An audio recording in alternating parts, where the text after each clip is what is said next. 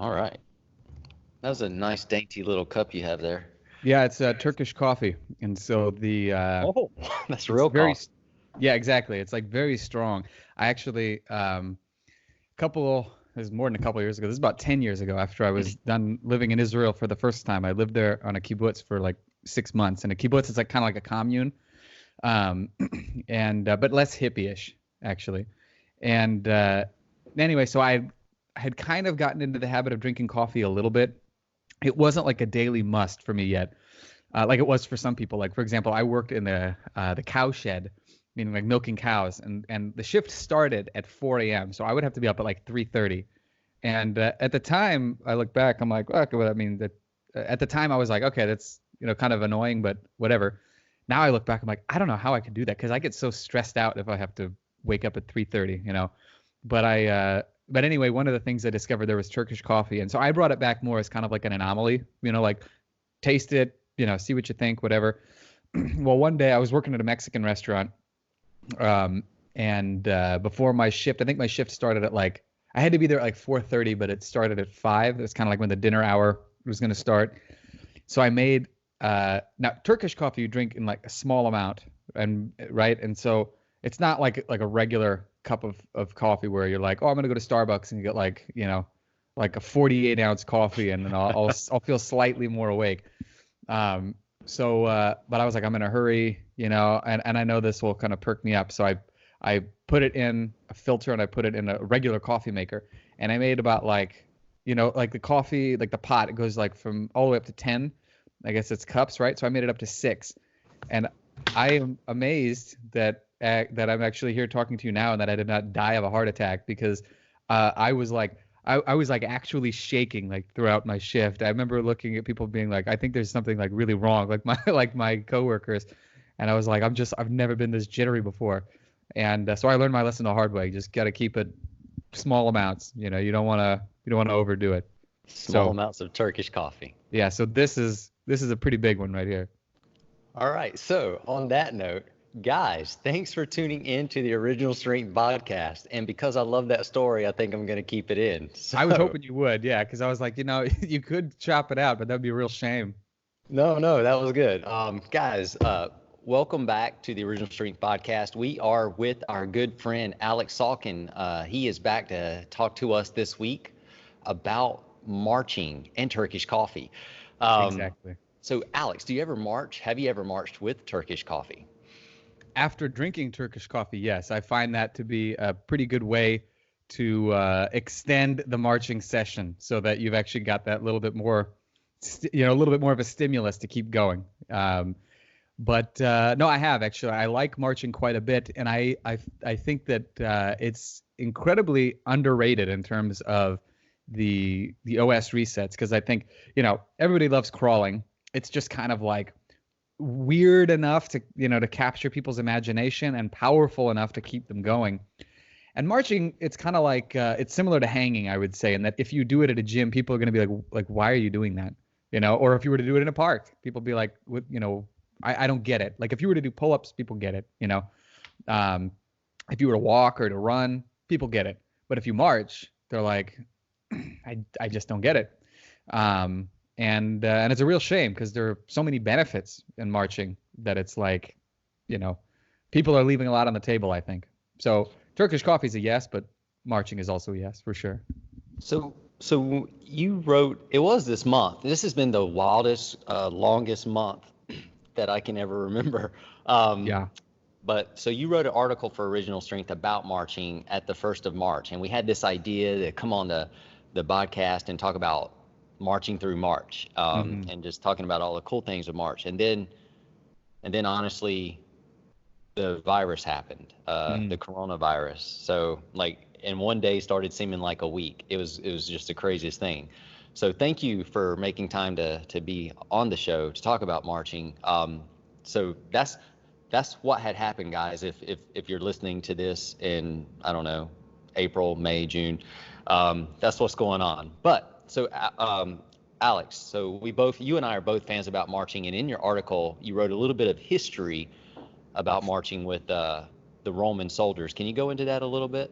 Yeah, back in like 2008, I had just kind of gotten interested in kettlebell training. A friend of mine got me into it, and there was a book that was not about kettlebell training, but it was also kind of along the same lines. It was like really avant-garde, because to me, kettlebell training was like a huge slap in the face to all of the over like bloated nonsense of like the bodybuilding magazines that you see. And it's something about it seemed very like raw and real. And, I hate to use the term like functional now, because it seems like it's been sort of watered down, but at the time, very functional, like something that was actually very useful. And so this book was called The Warrior Diet, and it was written by a guy named Ori Hofmeckler, who was a former Israeli spec ops soldier, and he was also an artist. He's done a lot of very interesting political cartoons, but one of his passions was nutrition. But one of the things that I really liked about the book is that one of his interests is the way that people became these tough, legendary people. Like, we're talking about back in the day. It's like you don't wake up in the morning, go to the fridge and, get something to eat or whatever. It's like every moment of your life was hard, and they found a way to thrive regardless. So, his view of things was like, well, if it worked so well back then and it helped people to be, strong enough to withstand like the horrors of life, like, in a time when life was really, really hard, there's got to be something to it. And, a part of his book does have some recommendations for physical training, but obviously the interesting stuff is nutrition. But some of the things that he talked about in terms, because a lot of it's about the warrior diet, it's talking about how many of the ancient warriors, like the Greeks and the Romans in particular, they're not eating like 3 square meals a day. They're marching much of the day. And one of the things that really stuck out to me was he talked about how they would march like up to 30 miles a day. And at the end of that, they might like fight people, or they might, build something that they're going to need like for their supply chain or who knows what. But it was like 30 miles of marching a day with nothing on your back would be hard. But the fact that they had like sometimes up to 40 kilos, which is about 88 pounds, between 60 pounds and 80 or 90 pounds on their back, 30 miles every single day. It's like, no wonder they were like undefeatable. Another thing he talked about in his book was that when they would fight against I think he said the Gallic soldiers, Gaul being like the old name for France, like their soldiers were like 185 pounds or thereabouts. So it's about 81 kilos. And but the average Roman soldier was about 135 pounds or like 61 kilos. So very light, right? But the Roman soldiers would just beat the tar out of these bigger guys. Now, part of it's obviously military strategy, but regardless, like when somebody outweighs you by like 50 pounds, and there is a lot of them who outweigh you by 50 pounds, it takes some real like athletic might to put that kind of military strategy to good use. And they did other things for their training. Obviously, they did weapons training and stuff like that. But the marching thing was really interesting about it is just how much of it they could do every single day. And I would say it's reasonable to assume, it's hard to say what things were like 2,000 plus years ago, but I would say it's reasonable to assume that a great deal of their physical resilience, mental fortitude, and just brute strength is thanks to the fact that they were marching that much. And I think it'd be a topic that would be very cool to do some more research in. But for the time being, just imagining that, and then imagining what would happen if I just marched for a few minutes a day. Like what would my body do without the 80 pounds worth of material on your back, without the sword, without having to fight anybody. You would be pretty tough to kill, I would think. So I read your article about that, and I even I don't know, it was probably 2 years ago. I was researching marching, and I came across what the Roman soldiers did, and I thought it was fascinating. And I'm pretty certain that it had to play into their resiliency, because basically they were doing loaded carries and it was anywhere between 18 to 25 to 30 miles a day, depending on where they were going. But that's a lot of loaded carries. And with the rhythmic motion of the marching itself. Well, and here's the thing too. It's like it's a certain type of loaded carry, because loaded carries are awesome. But one of the like every exercise that you do is going to have like a list of pros and cons, right? Like for example, traditional weight training has some great pros. Like it gets you very strong. It's very easy to measure your progress, right? But you're just lifting in place. And so if you're not filling a gap like what we do with the original strength resets, like with crawling and marching and rolling and rocking and that sort of a thing, eventually you're going to reach a point where your strength is kind of limited to what you can do like in the weight room, So that would be an example of like some drawbacks to traditional lifting. It doesn't mean you don't do it. It just means, it's going to present some gaps that you have to fill.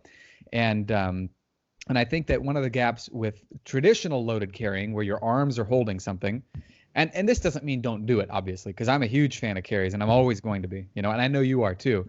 But one of the drawbacks of that is that you don't get the same benefits as you do with like marching, for example, because you don't get the arms moving. Of course, and then the torso is not moving, so your spine is not getting the natural rotation in it, which is crucial for spinal health. And that's what a lot of people forget. They think about the health of their spine. People might think of like, oh, if you do back bridges, you maybe do some forward bends, stuff like that, and that's all very good. But without that natural spinal rotation, you're leaving a lot on the table. And in terms of your strength, your resilience, and so on and so forth. So yeah, to be loaded up like that and to have your hands presumably free. I mean, they may have carried their weapons. We really don't know. But it's not like they were holding, let's say, like a 50-pound kettlebell in each hand and walking like that. It's like they had a lot of stuff on their body and they were loading up their gait pattern like that, but presumably their hands were free or free-ish to actually move. So when they have to do stuff that requires a heavy amount of rotation, like swinging a sword or lifting their shield, making quick maneuvers to outmaneuver an enemy and defeat them in battle, that all plays in. So if your spine can't rotate, if your spine can't move normally and naturally, like you're at a severe disadvantage. So one of the great things about loaded carries is how strong they get you. But one of the great things about marching is the fact that you can actually get your entire body moving the way that it's supposed to, meaning that your arms and your legs are coordinated, working together, and that your spine works as that kind of like a transmission to transmit those forces that you're getting from the arms to the legs. And people don't think about that, but we can talk about that more in a bit. But the arms actually do play a huge role in the movement of the legs when you're walking and running and so on and so forth.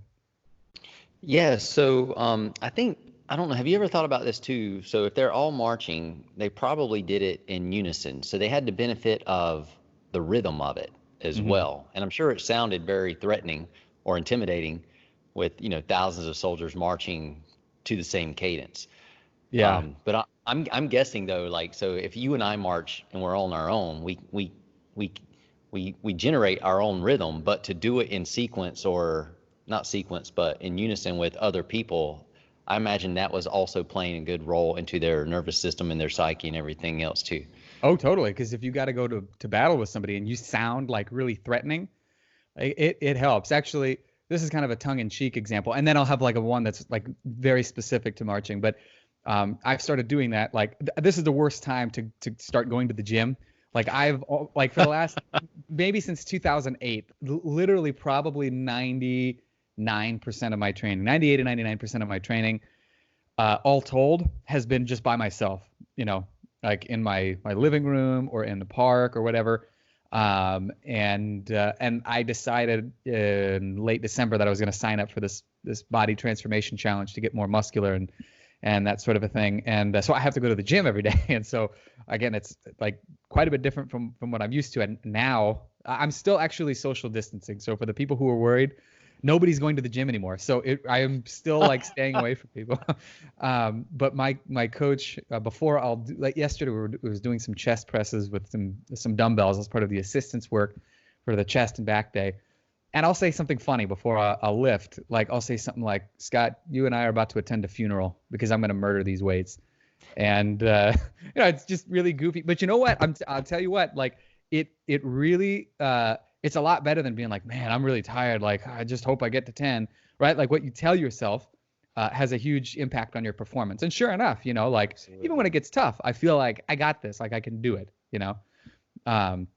But so the psyche is a huge part of it, right? And so back in and here's a great example of that, because I've actually heard people marching in unison before, and it does sound, even in a gym, it sounds very like intimidating. So back in 2014, I was co-instructing at the first ever original strength in outside of the U.S. It was in Prague, the Czech Republic, or Czechia for those of you who prefer to refer to it as such, at a gym called Funkční Training, I think is how they pronounce it, which is functional training. In case you didn't deduce that. I didn't get that. I'll tell you this, you could probably hear it now, but that's about the only easy thing Czech will ever give you is like kind of a words that sound similar in English, in terms of words that sound similar. Everything else in Czech is like impossible. It's like a really needlessly difficult language, but great people, just very hard language. But at any rate, so we were at this gym. It's associated, by the way, with KB5, which is the gym of the franchise of gyms of our friend Pavel Macek, Right. master kettlebell instructor through Strong First. And we got to the marching segment, right? And one of the other instructors who was leading the workshop had everybody start to marching, and it was like like the whole gym. I mean, there was probably 30 or 40 people there. And we did that for like a minute, and it was really a sight to see, because he didn't tell them to do it in unison. People started doing it in unison, and then it's like they felt like now they were all a part of this group, right? And they were all doing the same thing together. And I wish we had some sort of like a video of it, because it was really a sight to behold. And yeah, it was really cool. Like everybody was doing it together. It felt like there was an energy in the gym that wasn't there before. And it was so cool. It feels like power. I mean, it's hard to Absolutely. explain, but it's Absolutely. a very formidable sound, and it's got just I don't know, it picks you up a little bit. Oh, big time. Yeah, I If mean, you're and this the was one doing it, if you're the one just hearing it, it's probably not picking you right. up. Then you're like, okay, guys, that's enough. You can stop now. Yeah, and that was back in the day, actually, when the entry level original strength workshop was a 2-day, like a 1.5 day thing. So Right. it was like on the second day. So people, they were pretty fresh, right? They had this whole day of resetting from the day before. And then the second day there was, I think it was like crawling with the knees off the ground. So like, I think we got all the way up to baby crawling on the first day. And then it was like, I could be wrong about the order of it, but basically it was like crawling and then marching and then the loaded stuff. Right. But yeah, it was a sight to behold. If we had a video of that, it would be, you would feel the energy from wherever you're sitting. It was just really, really cool. No, it is. So you said in your article that marching picks up where crawling leaves off. Mm-hmm. How is that? Can you explain that a little bit? Yeah, well, you've pointed out quite a bit too, and I feel like sometimes this is a message that falls a little bit on deaf ears. And and by the way, I'm just going to preface this by saying I'm not saying don't crawl, because I still crawl all the time. Crawling is very important. Crawling serves as your base for your gait pattern. So the better if you see somebody who doesn't run well or doesn't walk well, you can be pretty sure they don't crawl well, right? So that crawling is what helps to set that base. And one of the things and again, just kind of like loaded carries, I'm going to do them, forever, just like you're going to do them forever. Likewise with crawling. But there are a few things that crawling does not do that adding in some marching will help to really fill the gaps. So for example, one of the lesser trained movements of the shoulder is shoulder extension. And for people listening, shoulder extension is basically like if you're standing up straight and you just reach behind you, like imagine you're trying to, exactly, yeah. So for those watching, if you look at Tim's right shoulder, it is in what's called extension, right? And his left shoulder is in what's known as flexion. It's not full flexion because it's not completely over his head, but it's flexed. It's out in front of him, right? So we don't do a whole lot of shoulder extension. And as a matter of fact, if you see somebody marching and it's maybe their first time doing it, it's almost certain you're going to see them they're going to do it without shoulder extension. They're going to do this kind of like robot dance, like where it's coming from the elbow only, you know what I mean? And it's a good place to start, but ideally you really want to get that shoulder extension. And so you don't get that with crawling just by the nature of the movement. And it's not because crawling's deficient. It's just not what crawling is for, right? Likewise, you don't really get much glute activation from crawling. And it's not to say that there's not any. It's not to say that, again, that crawling is somehow deficient. It's just that's not what crawling is for, right? So with marching, you start to get an idea of what these muscles are supposed to do at the same time when you're in a standing position and you're doing some sort of an athletic event. Because in almost all cases that I can think of, like athletics happens on 2 feet. And it's not to say that there aren't, like wrestling, for example. Yeah, there's a lot of stuff where there's rolling around, but that's rolling, right? That's part of what we do. But nevertheless, it not only is it an important gap in your or an important gap to fill in your physical development, but it's incredibly important for your shoulder stability and your shoulder health. So it's filling that gap. It's still the gait pattern, but it's filling that gap with crawling, both in terms of the glutes, which are chronically, undertrained by most people in the U.S. and probably the Western world in general. I think a lot of people aren't really doing much to actually utilize their glutes and their hamstrings, their calves. I mean, the calves is another thing. There's really not much calf training in crawling. So it really is filling up a lot of the gaps on the back side of your body that crawling doesn't get to. And that's just one thing out of a variety of things for the marching. The other thing is the spinal rotation, because again, it just by the nature of crawling, it's not meant to have spinal rotation in it, but marching is, because as you're swinging one arm forward and the other one back, you're just naturally supposed to rotate in the spine, right? And spinal rotation, as I mentioned earlier, is just so incredibly important for your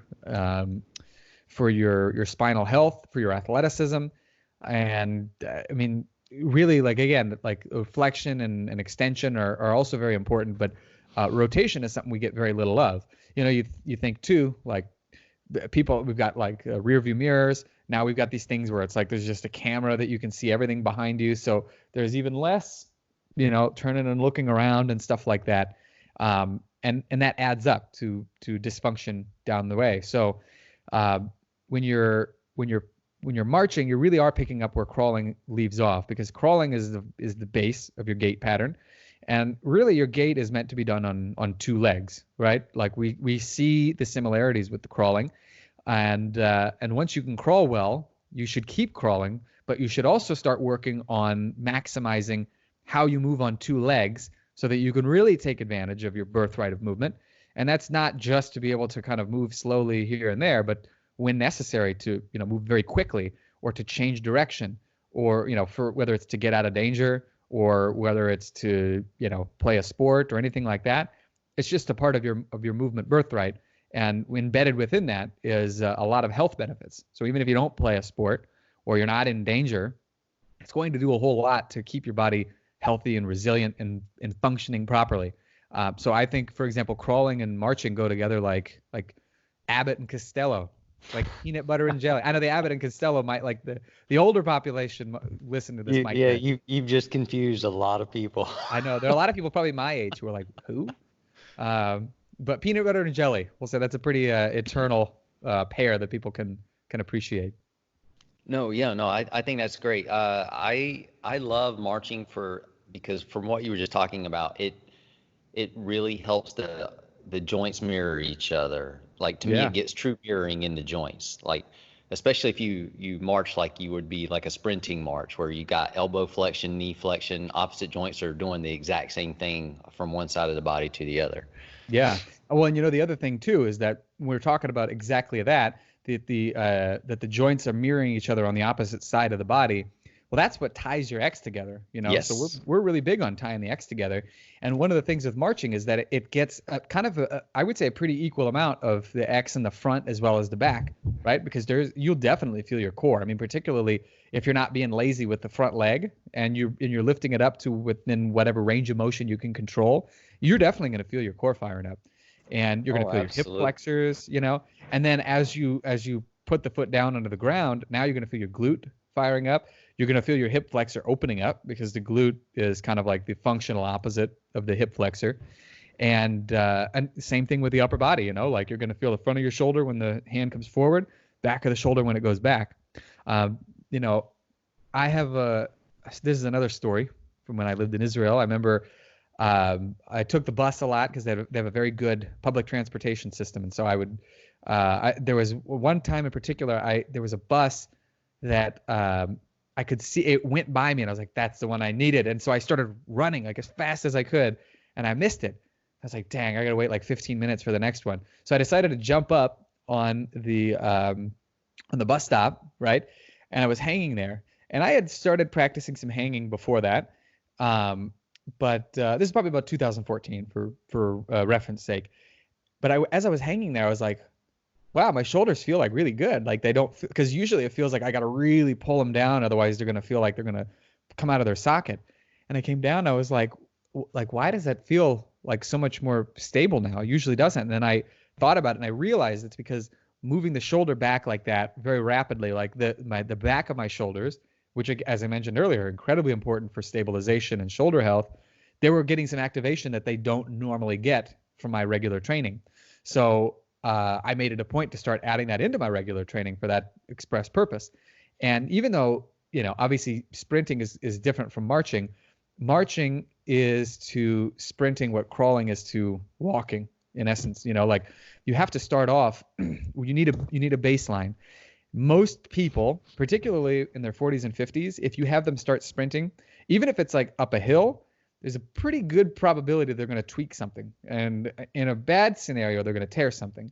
You know, your tissues in your body, both in terms of like your muscles, your joints, the connective tissues, they need time and experience to prepare for a lot of speed.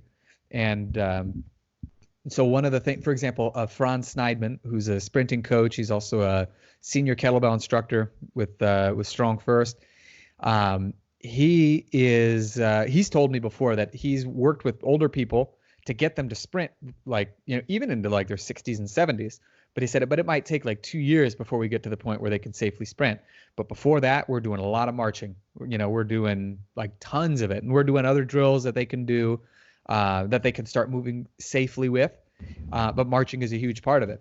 And so people who want to sprint, like, you know, hats off to you. But if you're a bit older and if you've been sedentary for a longer period of time, the risks are going to outweigh the benefits. Whereas marching is going to be the thing that's going to allow you to meet you where you are and then take you to where you want to go.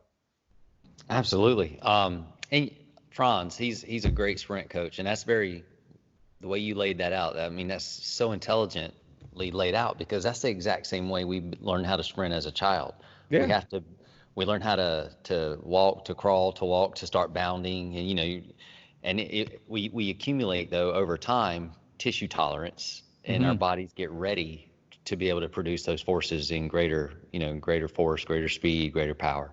Yeah. And, you know, here's another interesting tidbit to consider, because that tissue tolerance really is the difference between strength and not strength. I mean, I hesitate to say weakness, because, you know, you can still get strong to a certain degree, but I wish I could find the original source for this, but there is a training blog that I really like that I read this in a number of years ago, and I keep coming back to it because it's just such an interesting topic.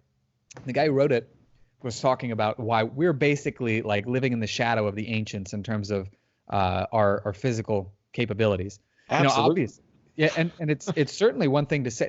And this isn't to say like that they lived in some golden age, because again, there was like war and famine and pestilence and, you know, all sorts of stuff like that. But there are a lot of feats that people kind of brush off as being like impossible, like, that must be a bunch of BS. You know, some of it may very well be, but what this guy pointed out is, he said that, for example, that he had watched, it was a documentary on the Discovery Channel, and this is why I say I wish I could find the original source of this, because it's like kind of like third party, or I would say third hand information. But he said that in the course of this documentary, they pointed out that the tendon insertions in the bones of the ancient Greeks were 2 to 3 times thicker than ours. Now, to give you an idea of why that's significant, the muscles they adapt very quickly, and they can outpace the adaptation of like the tendons and ligaments. So, and for people who are listening, a tendon is connective tissue that connects the muscle to the bone. So it kind of allows you to move your body, right? But doing it through muscular power. It's kind of like the connecting point. Ligaments connect the bones to other bones. So that's the difference between the two. But the reason why that's so significant is because if I think your tendons are supposed to be 2 to 3 times stronger than the muscles they're attached to. And when that ratio starts to thin and it gets a little too close to like 1-to-1, it didn't even have to be that close, but you end up running the risk of damaging the tendon because the muscle's pulling harder than what the tendon can handle. So tendons and ligaments, they get stronger through a lot of repetitive movement. And in the case of, and they also get strong with a lot of like support holds, for example. So like carrying is very great for tendon strength because you're just holding something for like a long period of time. And the reason why is that there's no blood flow to your tendons and ligaments, so they don't adapt as quickly. It just takes a longer time before they'll adapt. Whereas the muscles, again, they have blood flow that allows them to remove waste products, repair the damaged tissues from like hard training and stuff like that. So they adapt very quickly. Well, all the ancients were doing hard labor like from their youth.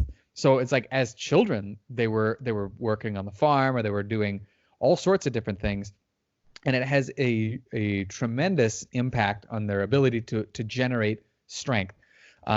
Years ago, I met a guy who was this has happened a few times, but I met somebody who like grew up on a farm. He was a young guy about my age, and he had a grip like I will never forget. He wasn't even trying, and it was just like this insane vice grip. And he's like, I grew up on a farm, and so we did a lot of hard labor, right? I've met piano players who are the same way because of all the intricate stuff they have to do with their fingers. They just have like a vice grip because they have tendons and ligaments that are so much stronger, right? So when you think about marching 30 miles a day with, who knows how many pounds on your back, and you're doing this repeatedly, right? Like your tendons and ligaments are going to get like really, really strong in your legs at the very least. But again, your whole body is getting engaged. And so this constant repetitive movement, same thing with doing all of the other hard labor that comes with being a soldier, just a human being back in those days. We really can't compete. And it's very interesting to see that, there are probably a lot of people who were pretty tough and scary into older age, whereas now it almost seems like relatively unheard of. Like you might have a tough old guy that you meet, every once in a while, but they seem to be decreasing in number, whereas it almost seemed like that was just kind of the rule, back in the old days. But it's interesting to consider that, because if you want to be very strong, you need to have strong tendons and ligaments. And in order to get them, a lot of repetitive movement that you can do safely over a long period of time, such as things like marching, just as an example. The same thing with like other high rep calisthenics movements. That's a way to do it. And very few people really take this into consideration when they are planning a program. So you see a lot of people they'll do like standard, weight training approach where it's just 5 reps. They get to a point where like the change or the improvement is so incrementally small after a while that they're just leaving a lot of gains on the table. If they were to spend a few months just doing some high rep stuff, Hershel Walker style, they would be like unstoppable, That guy's got some strong tendons. He's got strong everything, man. Hershel Walker's like my hero, because that guy is like, I think he's in his 50s. Like he's in his late 50s now. He's ageless. He doesn't age. He doesn't look like he's almost 60, but he was in a mixed martial arts fight. He did a couple of them because he's also got like a 5th degree black belt in Taekwondo, in addition to being, one of the greatest football players who ever lived. Allegedly. I don't follow football, but I hear he was quite good. He was awesome. He was awesome. Yeah, that's what I hear. But he beat the brakes off somebody who was like half his age. And and you see him in the ring too, and he just looks terrifying. Like just muscles on muscles, and he only does high rep calisthenic stuff. He does not lift weights. Yeah, he's body weight. And some people are like, that sounds like nonsense, but that's just the way he's been training since he was a kid. Yes. I mean, he started training like when he was very young. I think it was maybe before he went into high school. There's an interesting story about it. Like, he was young. He had a speech impediment, and people thought that he was mentally handicapped, but he was just very shy and very insecure and stuff like that. And he decided to kind of step out of his shell one day and try to play ball with some of the bullies, and they just wailed on him. And so he got like enraged, and he decided, I'm going to work out. No one's ever going to do this to me again. And so he started doing just tons of sit-ups every day, tons of push-ups. He would race trains because he lived near some train tracks. Next year, he was like the star sprinter on the track and field team. And so he's just been doing it for like ages, just high rep everything. And yeah, I mean, he could, I'd put money on him to wail on just about anybody, just about anywhere, anytime. Phenomenal. He's phenomenal. I did not know he had another classic Charles Atlas story, but that's pretty cool. Yeah.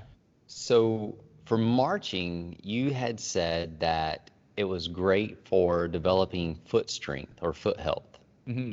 How so? Like how do you march a certain way? Do you recommend people like foot strike a certain way when they march? How do you go about that? Well, I mean, I think the first thing is you don't want to strike with your heels for sure, because that's just kind of a general no. Your heels are kind of like your brakes on your feet.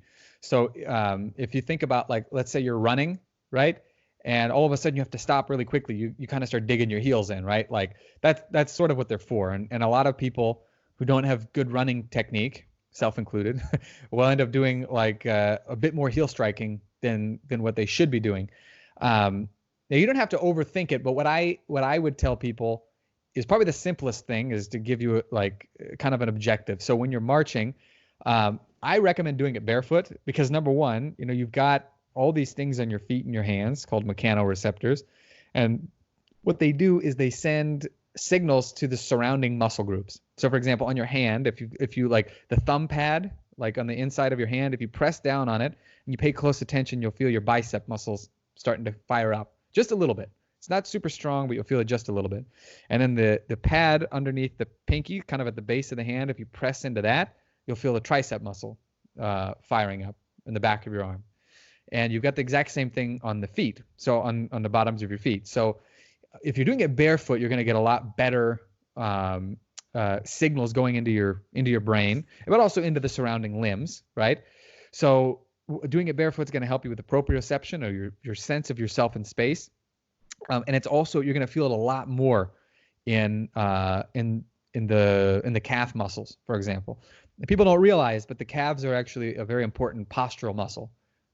We think of our postural muscles as being all kind of like in the upper back, right? Because when you say somebody's got bad posture, it means sit up straight or what have you, right? We wouldn't say that in OS, but like using the parlance that most people are familiar with, that's what people associate it with. But the calves are supposed to keep you standing all day long, so they're a postural muscle, like, not even in a roundabout way, but in an absolutely direct way.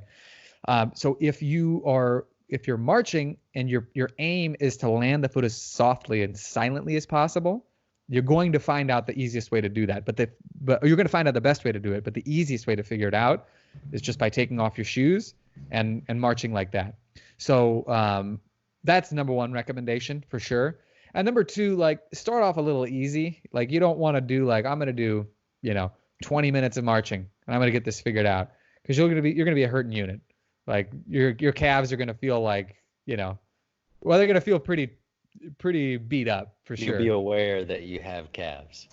This happened to me in this program I'm doing right now. Like twice a week I have to run for 20 minutes and it gets longer with each week, meaning the amount of running. So, and I was getting shin splints because, again, I just run in chucks because I'm like, I'm not going to spend like a whole bunch of money on running shoes, and for a while it was going just fine. And then eventually I started to feel like I was getting shin splints, which is where kind of like the front of the shin just feels like it's been overworked. So it's just like, and then my feet are slapping the treadmill. I'm like, I can't keep doing this. So I'm like, you know what I'm going to do? I'm going to take my shoes off. So I started running barefoot, and eventually, not immediately, but eventually I started to feel like I was getting into the rhythm, and the lower leg still felt like it was working very hard, but I felt like I could keep going. But I kid you not, it was probably about 3 or 4 days that I could feel my that I could feel my calves like on fire. Like, and I've done a lot of calf raises as a part of the program just for myself, because I have kind of like bird calves. I don't want to have these skinny little bird legs. But nothing ever made them burn like doing barefoot running. So highly recommended for the marching. Barefoot running, you're just taking a lot more steps, right? So even if it's only for 5 minutes, yeah, your calves are going to be inflamed. So be careful. So since you brought that up, I'll tell you probably the stupidest thing I've ever done, training wise. Well, it wasn't even training. I just did it. So do you remember when five finger shoes came out? I still have some, yeah. Yeah. So when they first came out, I jumped on that bandwagon because it was a thing to do, and Yeah. so I started wearing them, and I signed up for a 5K. Now that was my first mistake because I had not run a 5K in like 20 years. Yeah. And I didn't train, and I thought, well, I'm gonna go run this 5K because my wife and my family wanted to run it, and it was gonna be cool. And I used to run, so why not? Only thing is I'd never run in five finger shoes before, but those are the shoes I decided to wear for the 5K. Yes. And so here the story is, I ran great. It was awesome. I hadn't run in 20 years, and I ran it in like 20 something, low 20s, 24 minutes exact. I think it was 24 minutes, which I thought was pretty good. However, I could not walk for about 2 weeks. My calves were so painful that I looked like a 90-year-old man shuffling everywhere I went.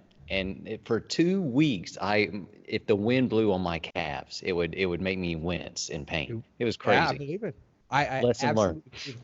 I'll tell you what, yeah, exactly. I found out actually a number of years ago. I was like in high school. I'm like, I saw a guy running past my house. He was like, the only time I've ever seen him in my parents' neighborhood. It was this. He looked like he was from India, older guy, in great shape, and he was running barefoot. I'm like, that's genius. I'm gonna do the same thing.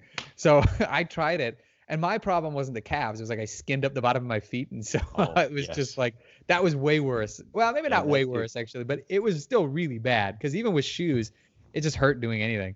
So lesson learned. Yeah, you want to pick up the barefoot stuff slowly, but with marching, you can do it in your house. So it's quite easy to do. And if you're aiming to make as little noise as possible to no noise, you'll figure out the technique pretty quickly. So I'm gonna put you on the spot. So we are because you mentioned you could do marching in the house.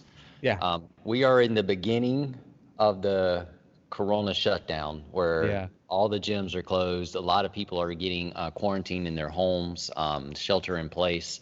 Mm-hmm. Can you provide a simple marching routine for somebody at home, or if they could go outside of their home into their yard or whatever, just like what would be a good little routine for somebody to do? Well, it's funny you should say that because right now I have a 28-day challenge that I'm doing for people on my email list. It's called, wait for it, the Gaitrix, right? Oh, Gaitrix, genius, right? That's amazing. Right, and it's not too expensive. It's like a $20 thing, and it's marching and cross crawl lunging. And I learned to cross crawl lunge from Mark Shropshire, who's very, very smart coach, OS guy, really knows his stuff. And so there is that option. But the other one is if you want to just get started like immediately, what I would do is I would just say like first thing in the morning, you want to try to make it like a part of your schedule. So for example, like let's say you're waiting for your coffee to heat up or something like that. Just do some marching like in place, just kind of get the feel for it. Once you feel like you've got the rhythm, right? Keep it going for a little bit longer, just maintain that rhythm and then call it a day. Like if you're making it something where there's no like emotional attachment to it, like again, like the joke I said earlier, like I got to march 20 minutes, like I'm just going to do this, right? You're gonna have to psych yourself up. You're gonna end up quitting.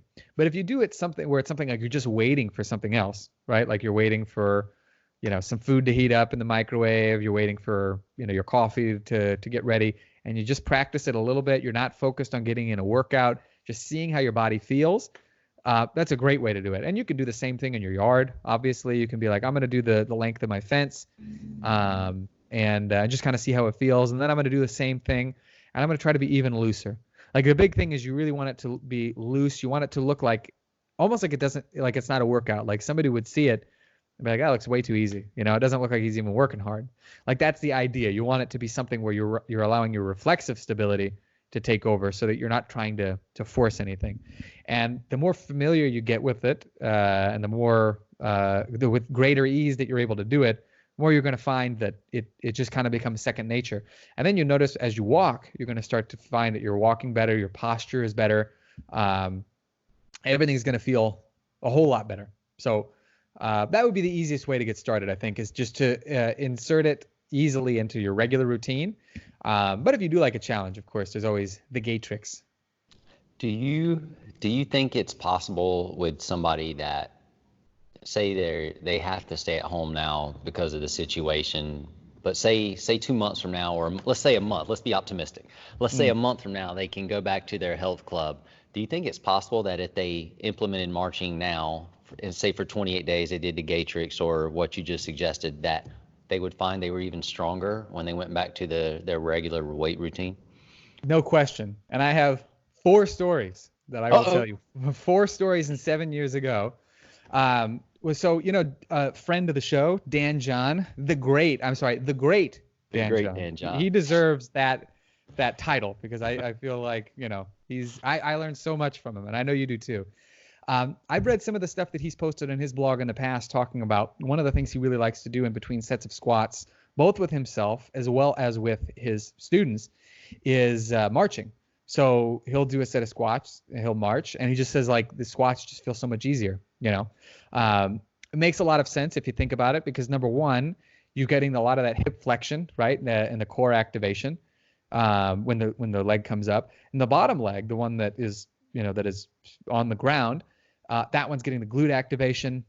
You're also getting the, like, when you're reaching back behind you, you're getting your back muscles activated.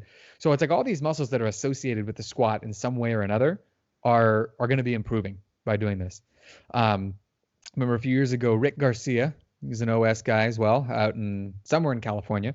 I never remember. There's so many places that people are from in California. Modesto. Okay. See, if you're from Nebraska like me, you're basically either from like Omaha, Lincoln, Kearney, or no one cares. And so it's like really easy to, and actually nobody cares if you're from Lincoln or Kearney either, but people are going to care even less if you're from some other smaller town. I remember he was talking about doing loaded marching, I believe, with a chain, right? And he said that it really helped his hip extension for his deadlift. And that's no small feat either, because he's a dude with like really good like strength in the power lifts, right? The one that really surprised me that I felt I needed to put to the test, this is kind of like story number 3 and 4, like mushed together, but there's another guy, Hector Gutierrez, and I don't remember, I think he's maybe in Texas. I could be wrong.